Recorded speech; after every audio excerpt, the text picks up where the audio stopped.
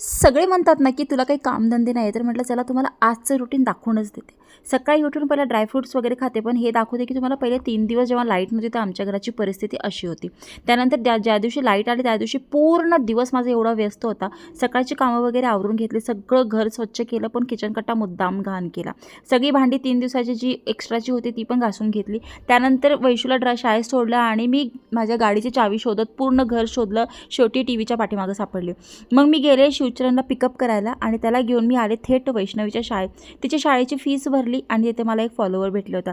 घरी आले, वैशूची रिसिप्ट तिच्या फाईलमध्ये ठेवली आणि एक शूट करायचा होता. तो तिथे नाटक करायचं होतं की दूध सांडते आणि आपले रिॲक्शन कॅप्चर करायचे होते. ते शूट झाल्यानंतर लगेचच अर्बन वाईफचं किचन क्लिनिंगचं शूट केलं.